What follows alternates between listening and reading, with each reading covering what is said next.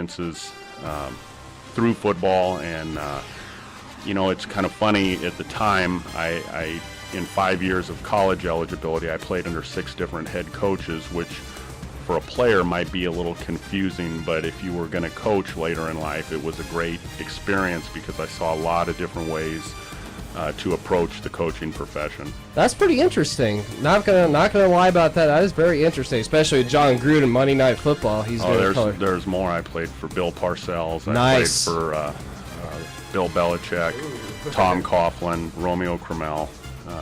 Had a lot of really good coaches that I was able to take a little bit from each step of the way. Very nice. And let's talk about your Delta College football team. Of course, the Mustangs at 3-2 right now. And talk about this Sam Hutzel kid out of Florida. He's been a huge impact. What do you see inside this kid? Well, with what we do offensively, everything goes through the quarterback, maybe more so than a lot of programs. I know that the quarterback is a high visibility position in any offense, but for us, because we don't huddle and so much of what we do is post-snap decisions, not only in the run game, but also in the passing game, also in terms of our pass protection. So mentally, there's a lot that goes on to the quarterback's shoulders, and I've been really happy with his development mentally. I had no doubts with his ability physically, but for him to come in as a freshman and grasp everything that we're doing, it's been I'm very optimistic. So I'm especially optimistic with his performance too, because he's been pretty much the leader of the whole offense. Yeah, he's he doesn't shy away from that role either. He's comfortable. He's not a guy that makes excuses or looks for somebody to blame. He's a guy that kind of inspires the rest of the team to perform at a high level and count on each other. Okay, and Cowboy Nick, you got some questions though you want to ask, so take it away. I was curious on your offensive play. I constantly see it, and I think it's like is it in your eyes? Is it kind of a variation of the Wildcat, or is it your own variation play?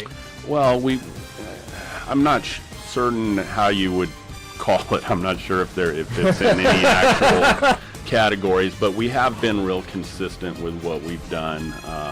We have a system that we believe in, and it's a balanced attack, and we will use the quarterback as a runner opportunistically when we feel it warrants. We also have another quarterback on our roster who is a very talented runner, and we'll sometimes feature him in the attack as well. Yeah, and we have actually here at RTV, we actually have named your offense, because we all one of these days we just decided, when you guys are playing San Jose College. And this was all created by him. All created by me, of course. I said to myself, I go, you know what? This offense, we don't have a name for it, so I decided. So what they would do though is they would get up in like a wildcat formation, kind of like a shotgun wildcat formation. Except he doesn't call it the wildcat. What's your name for it, Nick? I dubbed it the Wild Horse offense. Wild Horse. Because I figured because we're a Mustang and stuff, and the Wildcat name doesn't suit Delta, so I said it's the Wild Horse offense. Could stick. You never know. Yeah. You gotta trademark that, And also, I had another question for you. What 3 players do you see on your team right now that have the potential to go play at the next level? Well, the one thing that has been consistent since our staff has been here, and we've been this will be our 11th season. Each year we send about somewhere between 10 and 15 of our student athletes on to 4-year schools, and it's been that way consistently. So I think we do a good job of preparing them to move on to the 4-year level. Obviously, they have to have their academics in order for that to happen, and then in addition, they have to do enough out on the field that's going to inspire somebody to pay for their college. And we also, I think, market our players maybe more aggressively than a lot of other programs. We put highlight films together. We get them up online. We have a dedicated server here on campus as opposed to hosting the video on an outside source like YouTube or something like that. So we have a little bit more institutional control over the quality and the distribution. I actually wanted to get to last week's game because Defensively, you guys did, excuse me, pretty well against the Rams last week. And how will it impact the next game? Well, there was some really big positives to take from last week's game. I think the one common thread throughout our whole program, though, is that there's no feeling of moral victory. We feel as though that was an opportunity missed, and we're not supposed to play those teams close. We're supposed to beat them. That's the way we approach our program. But they're basically known for scoring 48 points a game. How did you hold them to 17 points? Well, we've played them 3 times since we've been here, and they've never scored 20 points against us. So wow, this is not a, this is. So it's no big deal then. Well, it is a big deal because it means we're competing at a high level, and it's important. But however many they score, we got to find a way to get one point more. Exactly, man. Seriously, but according to the Stockton record for the, you said that the Delta Mustangs made a few key mistakes though that could have won the game. So can you tell us what the mistakes were? Well, there were several, and one of the things that we hang our hat on is that we're in this thing all together, and no single person wins a game, and no single person loses a game. I think the biggest lesson that we can learn from last Saturday's game is we can definitely isolate some self-inflicted wounds that we committed on ourselves that had nothing to do with our opponent. And if we can rid ourselves of those and put ourselves in a position where the only possible threat to us is the opponent, then I think we'll be a much better football team. Cowboy? And yes, here's another question for you. So, what is your strategy for your team to mentally prepare yourselves for this upcoming game?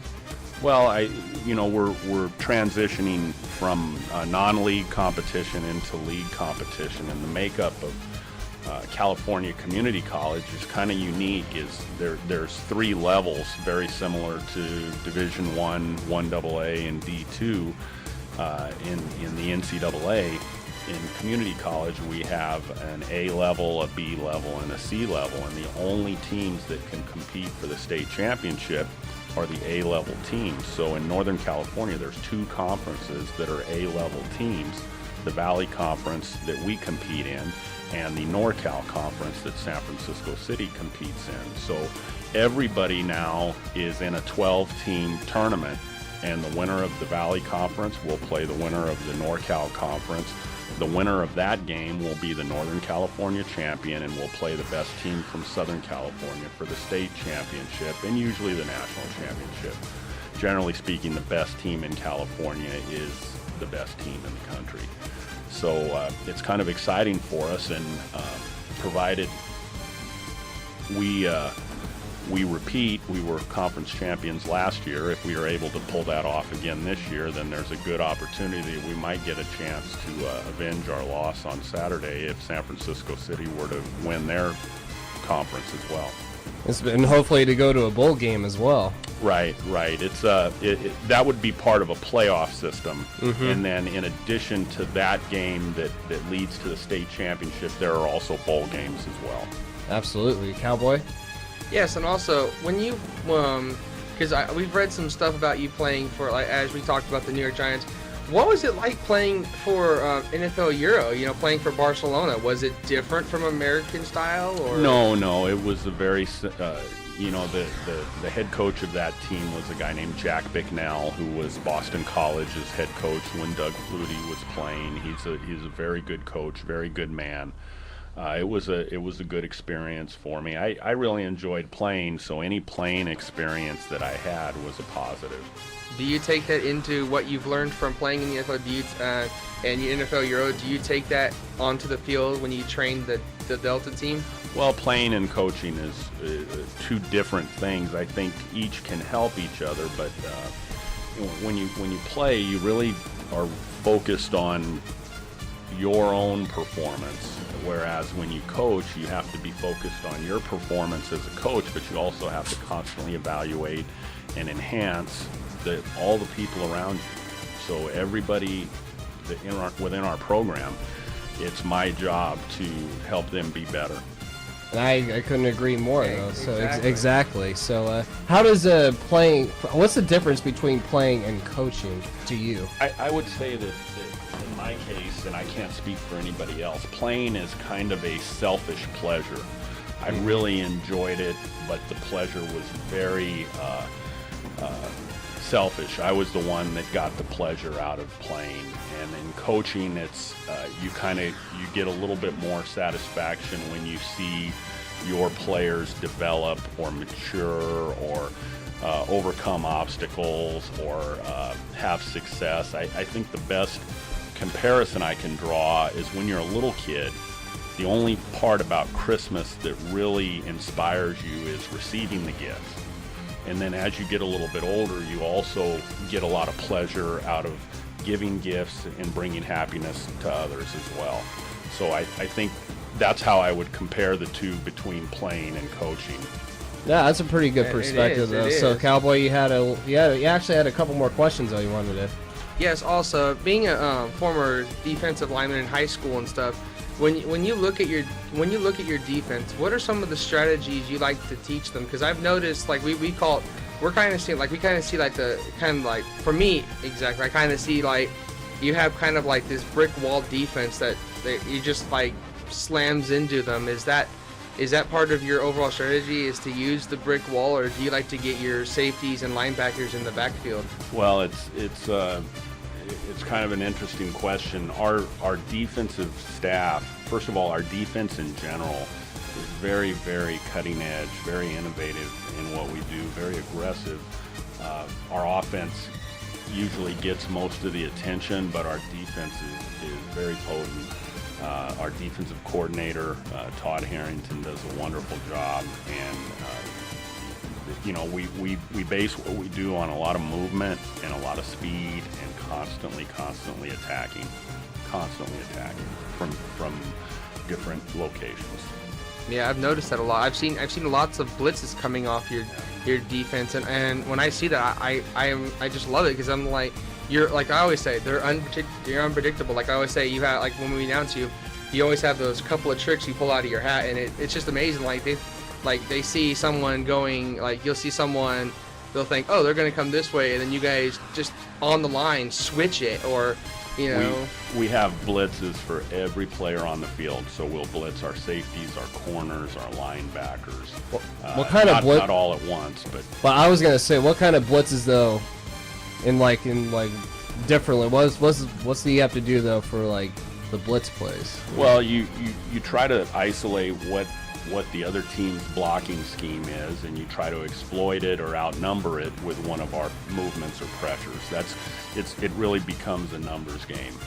If they're sending 3 guys to block in a certain area, then if you have 4 over there, you're in pretty good shape. Yeah, that would be in pretty good shape though. So. Yeah, and I've noticed as well, your linebackers they're really, really. I noticed them. They're really keen on going, because a lot of colleges I see they spend more of their time going after halfbacks and the receivers, but you guys are really keen on to going after the halfback, the receiver, and the quarterback. Instead of one particular player goes after this certain player or one goes after this one, you pretty much get everyone into the mashup. Well, I think from college on up, college, NFL, if the quarterback's comfortable, they're going to perform pretty well. I mean, any college team who puts a guy back there to run their offense, they feel pretty good about him. So if he can be comfortable, he's going to be able to perform pretty well. And so my thought is that we're at our best when that quarterback isn't comfortable.